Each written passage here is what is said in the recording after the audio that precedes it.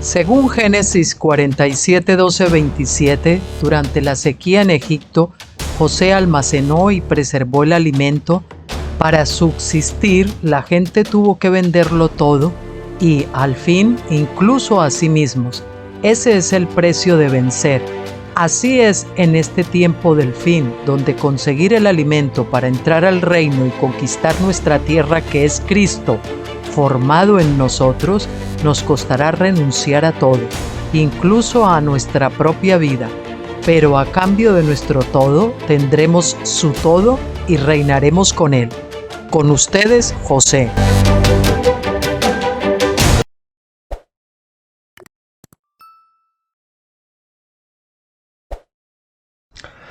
Muy buenas tardes, queridos amigos y hermanos. Reciban todos mi efusivo y caluroso abrazo.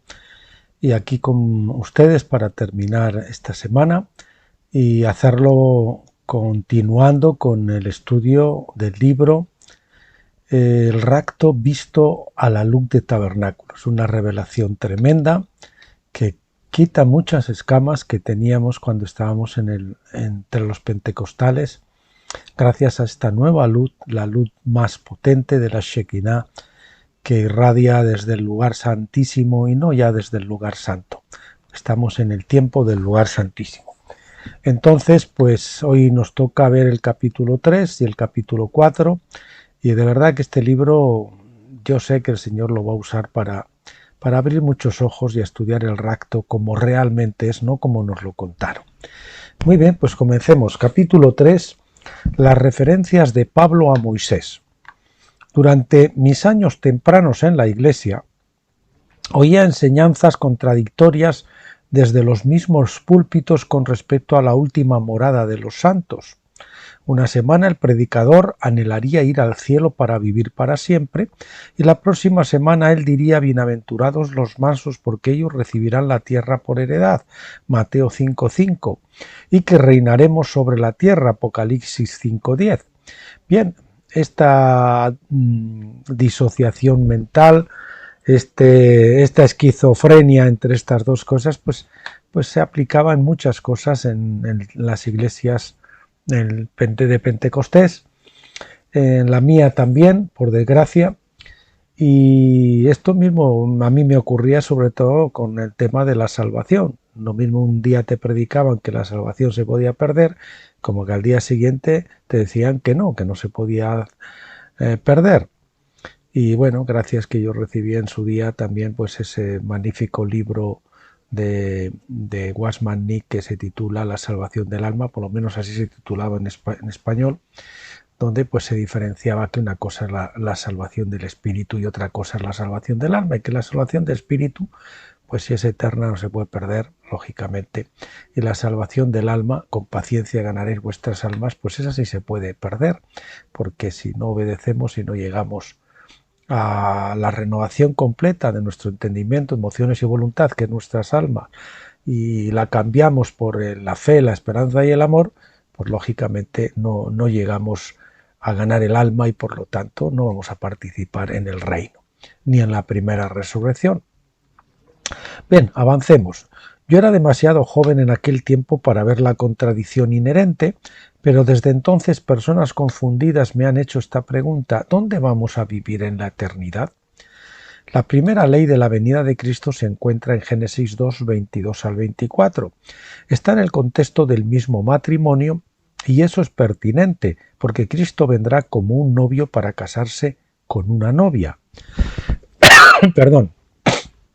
La redacción en Génesis 2:24 es muy interesante porque parece invertir el modelo del pensamiento normal, de lo que decía, que no vamos para el cielo, ¿no? La novia va para el cielo, no, es el novio el que viene a la tierra. Dice: por tanto, dejará el hombre a su padre y su madre y se unirá a su mujer y serán una sola carne. No es la novia la que deja a sus padres, sino el novio. ¿No retrata esto a Cristo saliendo del Padre para venir a la tierra, el reino, en lugar de la novia que deja, en lugar de la novia, vamos a poner dejando la tierra para ir al cielo? La redacción de la declaración de Pablo en 1 Tesalonicenses 4, del 15 al 17, citada en el capítulo 2, se tomó del libro de Éxodo. Esto es así porque el modelo de la venida de Cristo fue establecido cuando Él descendió al monte Sinaí para establecer y gobernar su reino, Israel. Éxodo 19, 18 al 20 dice: todo el monte Sinaí humeaba porque Yahvé había descendido. El sonido de la bocina, trompeta, iba aumentando.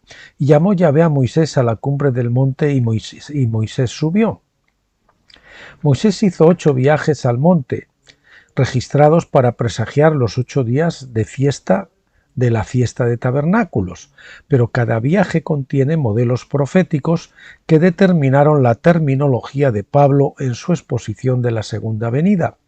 La redacción del versículo arriba retrata la fiesta de trompetas en el primer día del 7º mes, porque este es el día que profetiza la resurrección de los muertos. Trompetas, la fiesta de las trompetas profetiza la resurrección de los muertos. Así nosotros leemos: Yahvé había descendido con el sonido de la trompeta y Moisés subió para encontrarse con el Señor. Este fue el tercer viaje de Moisés a la montaña antes de que Dios diera los 10 mandamientos al pueblo en Éxodo 20. En el 6º viaje de Moisés al monte nos son mostrados otros tipos o figuras simbólicos de la venida de Cristo en la redacción de Éxodo 24, 15 al 16, que dice así: entonces Moisés subió al monte y una nube cubrió el monte, y la gloria de Yahvé reposó sobre el monte Sinaí, y la nube lo cubrió por 6 días, y al 7º día llamó a Moisés de en medio de la nube. Utilizando esta escena, Pablo dice en 1 Tesalonicenses 4:17 que nosotros seremos arrebatados juntamente con ellos en las nubes para recibir al Señor en el aire. La palabra griega para nubes es nefele, escrito con ph, nefele, siendo nefos, con ph también, la raíz de nefele. El diccionario explicativo de Vine dice que nefos denota una masa nublada, informe, que cubre los cielos. Por lo tanto, metafóricamente, una multitud densa, un trono, Hebreos 12:1.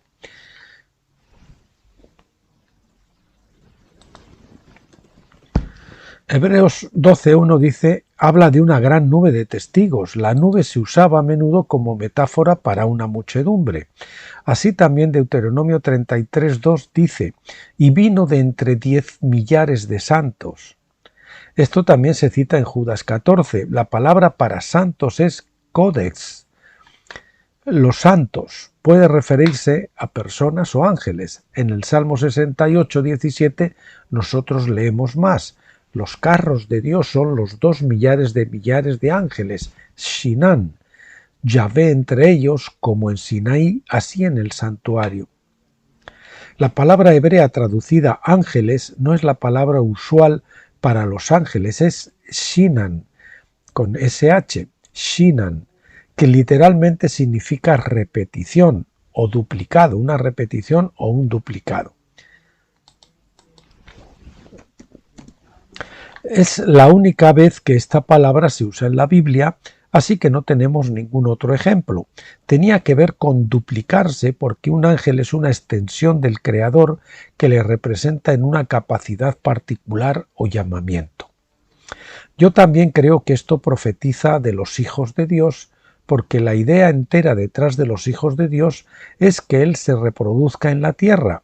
Él está produciendo un pueblo amén, un pueblo que está de acuerdo con Él. Aquellos que están por completo de acuerdo con Él, quienes puedan ser por completo una extensión de Él, en acuerdo con su voluntad. Jesús era el amén de Dios, Apocalipsis 3:14, porque Él solo hizo lo que Él vio hacer a su Padre, y dijo lo que Él oyó a su Padre decir. En otros términos, Él repitió, porque Él era la réplica del Padre, Él copiaba lo que hacía el Padre. Así, cuando Moisés entró en el monte para encontrarse con el Señor, que estaba descendiendo, Él entró en la nube. Esencialmente se unió proféticamente a la nube de testigos, las replicaciones o las réplicas de Dios. Vea uno de estos como ángeles celestiales o como espíritus de hombres justos hechos perfectos, el cuadro es el mismo. La otra palabra que Pablo usa en 1 Tesalonicenses 4:17 es la palabra griega aer, que quiere decir aire. Pablo dice que nosotros le encontraremos en el aire. Ha sido asumido, claro, que esto representa una reunión en la atmósfera superior, porque es donde la mayoría de las nubes físicas parecen estar localizadas. Pero si las nubes realmente son los santos y no nubes literales en absoluto, entonces una reunión en las alturas sería innecesaria. Quizás Pablo estuviera usando términos simbólicos. La palabra griega aer simplemente indica que el lugar de la reunión está encima de la tierra, en vez de estar bajo la tierra. La palabra se usa en Hechos 22-23, y como ellos gritaban y arrojaban sus ropas y lanzaban polvo al aire, griego aer. En 1 Corintios 9:26 Pablo dice: así que yo de esta manera corro, no como a la aventura, de esta manera peleo, no como quien golpea el aire. Y eso es uno que está golpeando al aire, pues como un boxeador que está haciendo como que está peleando, pero está solo, ¿no? Lanzando pues golpes al aire. En otros términos, Pablo no estaba peleando en vano, él estaba siguiendo a Dios en serio, pero en cada caso el aire no estaba muy alto en la atmósfera, sino simplemente sobre la tierra. Pablo estaba diciéndonos simplemente que los muertos serán levantados para encontrarse con Cristo sobre la tierra en el aire. Ellos serán la nube de testigos con que los vencedores vivientes se unirán, así como Moisés entró en la nube en Éxodo 24. El punto de la declaración de Pablo no es definir un marcador preciso de distancia en la atmósfera, donde los santos vivientes se unirán con los levantados. Debatir ese punto es como el viejo debate teológico sobre cuántos ángeles pueden bailar en la cabeza de un alfiler. Finalmente, ¿a quién realmente le importa? El punto importante a considerar, sin tener en cuenta el lugar de la reunión, es el propósito de encontrarse, es decir, apantesis, de la palabra griega, que es escoltar a Cristo a la tierra. No ir al cielo por 7 años o durante 3 años y medio, mientras que el anticristo gobierna y quema la tierra. 1 Tesalonicenses 4:17 termina con y así, es decir, de esta manera, estaremos siempre con el Señor. ¿Dónde estaremos con Él? Apocalipsis 5:10 dice que nosotros reinaremos sobre la tierra. Salmos 2 del 8 al 9 y Apocalipsis 2:27 nos dice que Él la regirá con vara de hierro. De hecho, el Salmo 2:8 dice: pídeme y te daré por herencia las naciones. Las naciones se localizan en la tierra, no en el cielo, y toda la gente no será destruida. Las constituciones, leyes y tradiciones viejas pasarán indudablemente y las personas serán liberadas a la libertad gloriosa de los hijos de Dios. Pero las diversas razas y nacionalidades todavía existirán en la tierra en sus lugares respectivos. Sería difícil recibir las naciones como una herencia si esas naciones fueran a ser destruidas. No, esas naciones vendrán a aprender su ley. Isaías 2:3, la luz de Dios es su verdad. Apocalipsis 21:24 dice: y las naciones que hubieren sido salvas andarán a la luz de ella, y los reyes de la tierra traerán su gloria y honor a ella. Habrá naciones en la era por venir y habrá mucha evangelización.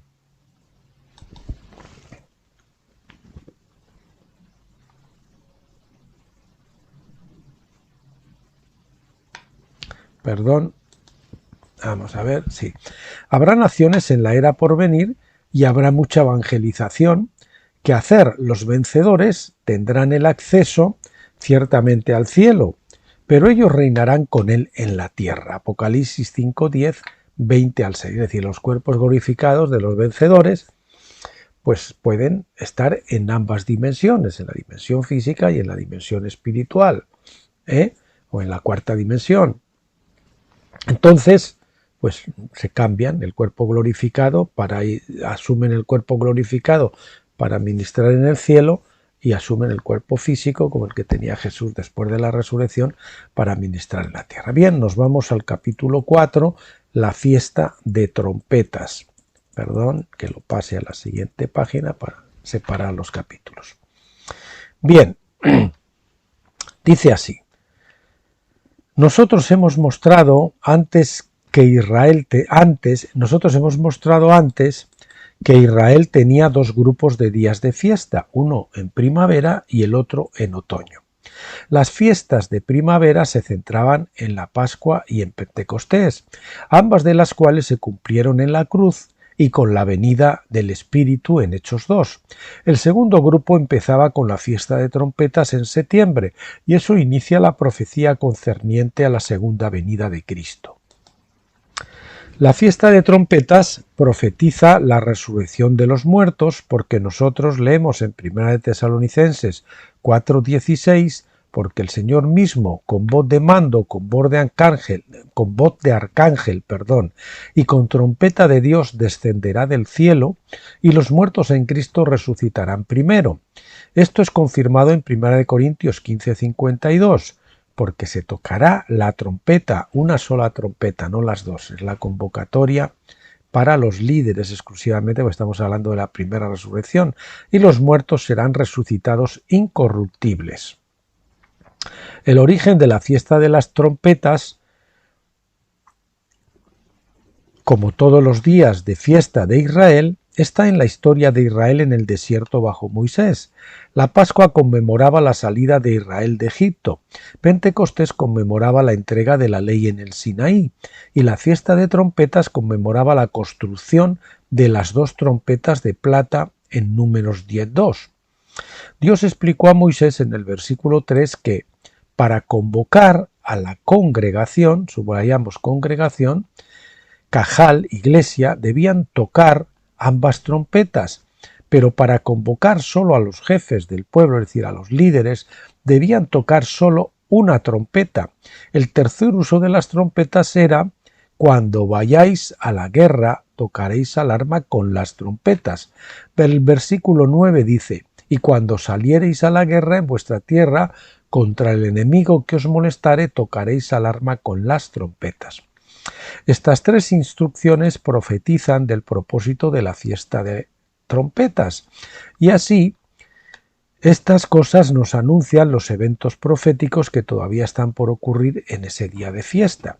Cuando nosotros leemos 1 Tesalonicenses 4:16 y 1 Corintios 15:52, no podemos fallar en notar que está profetizada solo una trompeta en estos pasajes que tratan con la resurrección de los muertos.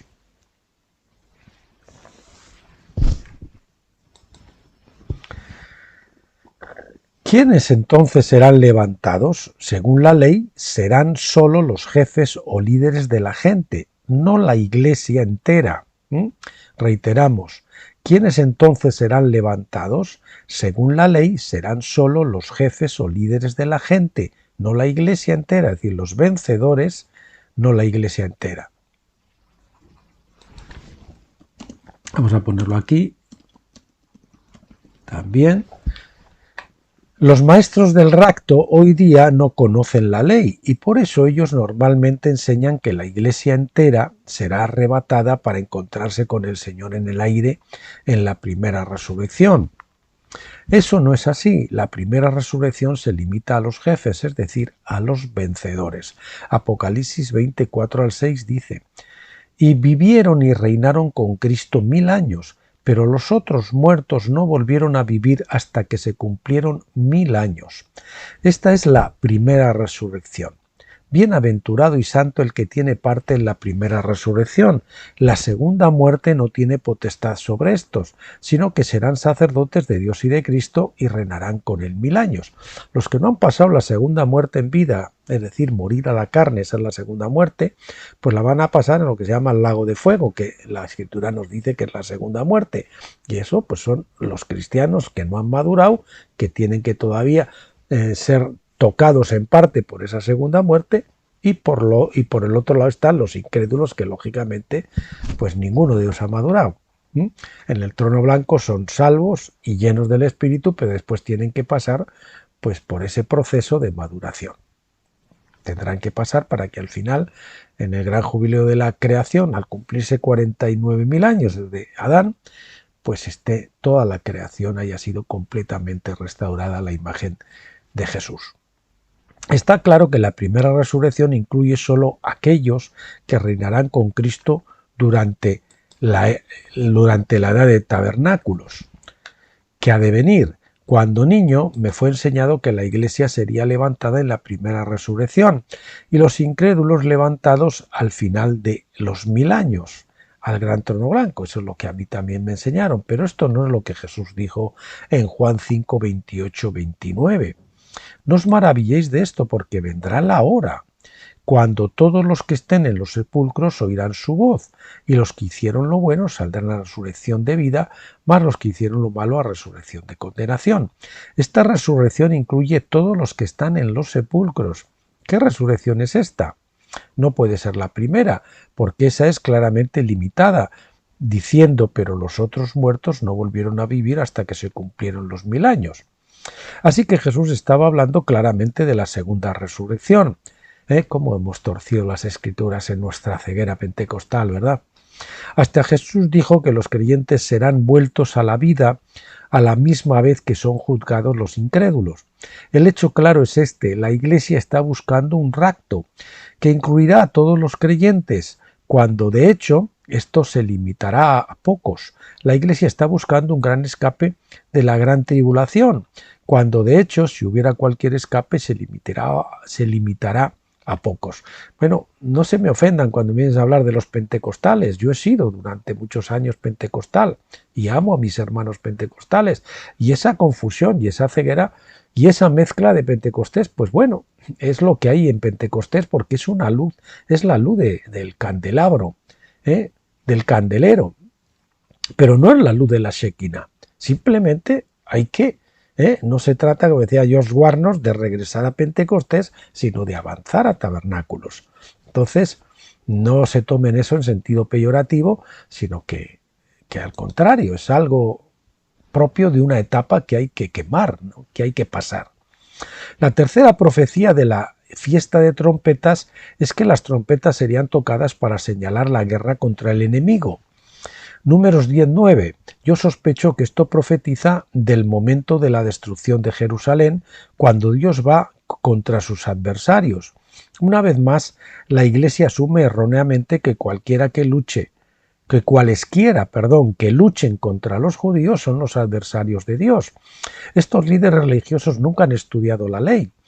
Isaías 63, 9 al 10 dice, o la han estudiado, pero su ceguera no han visto cosas que estaban ahí de forma evidente, como me pasaba a mí y nos pasaba a todos mientras estábamos ahí. El Señor en su misericordia pues nos ha llamado a una luz mayor, y yo les invito a los que estén ahí a recibir esa luz mayor. ¿No? En toda angustia de ellos él fue angustiado, y el ángel de su faz los salvó, es decir, a Israel. En su amor y en su clemencia los redimió y los trajo y los levantó todos los días de la antigüedad, mas ellos fueron rebeldes e hicieron enojar su Santo Espíritu, por lo cual se les volvió enemigo. Señores, el Señor enemigo de Israel, y él mismo peleó contra ellos. Señores, el Señor pelea contra Israel, como peleó con los romanos también, ¿verdad? En fin, así Dios nos dice que incluso si los israelitas por raza pura se rebelaran contra él, también él se volvería su enemigo y lucharía contra ellos. Ellos no podrían recurrir a su genealogía para que Dios les apoyara. Aunque fuéramos a considerar a los judíos incrédulos de hoy como israelitas, de pura raza, esto no haría de Dios su amigo o no le impediría a Dios luchar contra ellos. Y de hecho es lo que el Señor va a volver a hacer ahora. Contra los judíos obstinados que todavía no lo quieren reconocer, contra el falso Israel, el falso Judá, porque en realidad el verdadero judío es que ha recibido a Cristo, y el verdadero israelita es el que ha llegado a la madurez como vencedor. Eso es lo que significa un israelita. Jacob adquirió el nombre de Israel porque llegó a la madurez, venció en Peniel o en Penuel. Aquí hay que tener presente que Jesucristo es el Yahvé del Antiguo Testamento, el dador de la ley a Moisés. Rebelarse contra él es rebelarse contra el propio Dios, porque nosotros leemos en Éxodo 15:2, Yahvé es mi fortaleza y mi cántico, y él ha sido mi salvación, es decir, mi Yahshua. Este es el nombre de Jesús en hebreo, salvación. Este es mi Dios y lo alabaré, Dios de mi Padre y lo enalteceré. Esto se repite en Isaías 12 del 1 al 3, texto que Jesús se aplicó a él mismo en Juan 7, 37 al 39. La verdadera agua de vida sería sacada de los pozos o manantiales de Yahshua.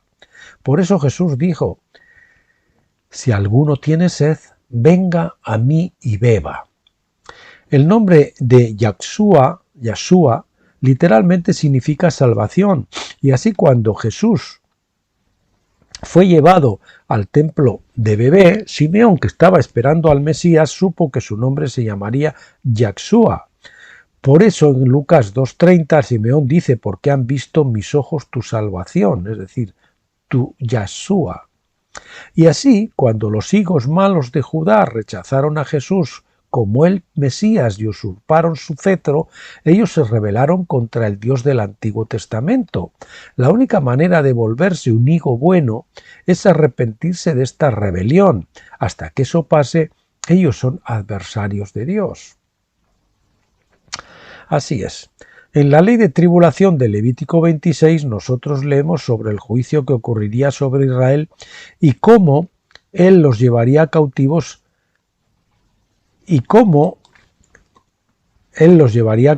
a las tierras extranjeras. La solución se da en los versículos 40-42.